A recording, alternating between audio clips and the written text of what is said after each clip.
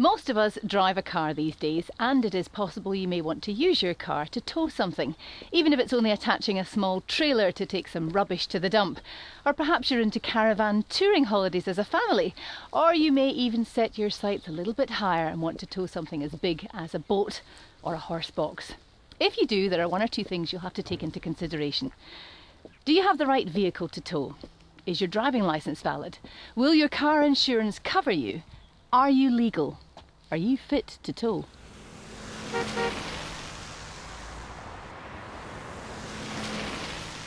The majority of problems that we encounter involving caravans and trailers are to do with incorrectly distributed weight.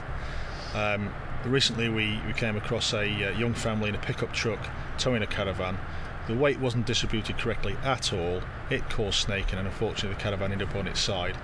This blocked 2 lanes of the M6 in August, and the resulting congestion was horrendous. And of course a young family ruined the holiday. You must prepare. Make sure your load is distributed correctly. Make sure you're using roads that are adequate. Have you got enough fuel for the journey? Towing a caravan or trailer, you're going to use a lot more fuel than you would do normally. Make sure you've got plenty of rest stops planned. If you're towing livestock, have you got enough feed and water in case you're caught in congestion or indeed breakdown? Planning and preparation is the key.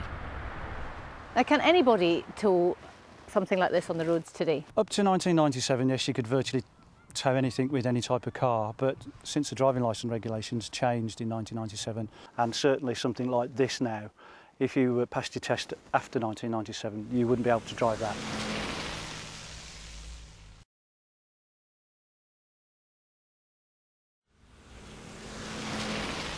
And in the event of an emergency and you have to call out breakdown services, what happens?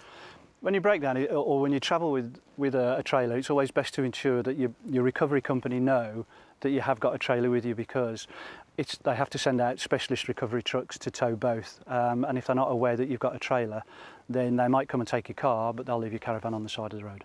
Of course, there are rules about what you can and cannot do, and there are risks too. Last year alone, accidents involving towing vehicles caused nearly 1,400 injuries and 43 fatalities. So, how do we make sure that when we're towing, we do it right?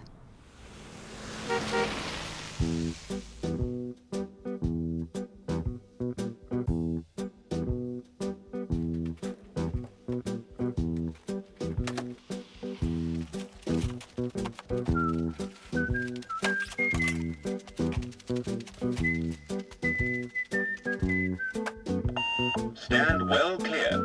Vehicle reversing.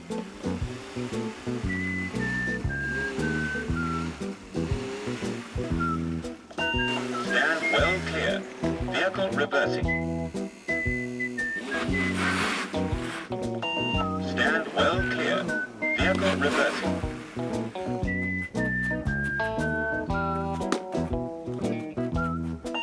Stand well clear. Vehicle reversing. Stand well clear. Vehicle reversing.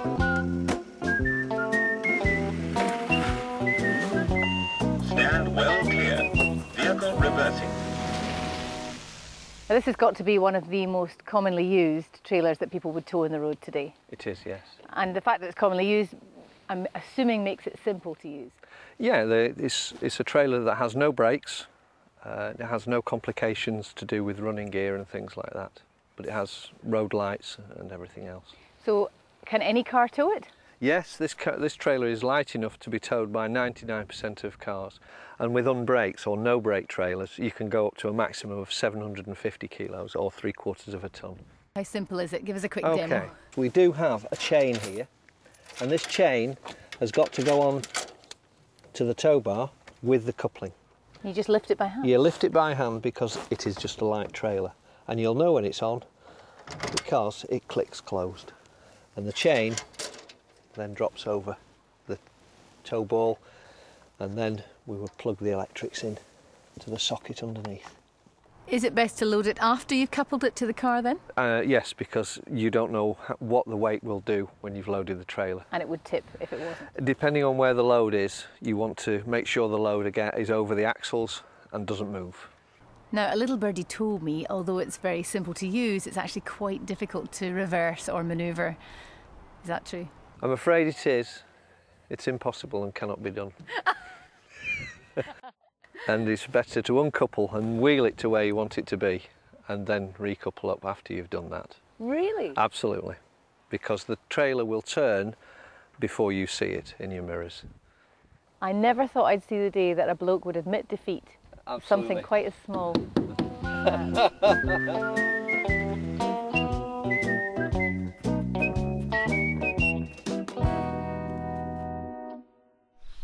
This is a typical trailer that you would find in your neighbour's garden. Probably hasn't moved for a few months, and so there are certain checks that we have to do, make sure that it's safe to tow. Okay, we would be looking at the hitch to make sure it locked properly onto the tow ball, and we will be checking the electrics to make sure there was no damage to it. You've got to make sure that the cables don't go near where the moving parts of the trailer are, and we've got to check the tyres for both the tread, any cuts or bulges, and the tyre pressures. We must make sure they're right, and give the wheel a push and a pull to check the bearings, because when they've been stood for a while the bearings actually do deteriorate. We must also check that the registration plate is the same as the one on the vehicle, that the lights work, the clips that hold the tailgate are fastened so it can't come undone, and finally the floor must be sound with no holes or rotted, and if it is, put another sheet in and load on top of that, making sure that the load is over the axle and that it doesn't move, and then you should be fine. Just as you're about to set off, that last final check, check that the tyre pressures are still correct, check that the lights work on the back of the trailer, and check as you sit in the driving seat that you can actually see properly behind the trailer through your mirrors. Because of course the fundamental point is that you must remain legal and fit to tow. Towing is easy once you've given it a go, but you're going to have to practice somewhere first. And don't forget, make sure you've got the right vehicle for the job and that you've carried out all the relevant safety checks before you set off. And above all else, make sure you're fit to tow.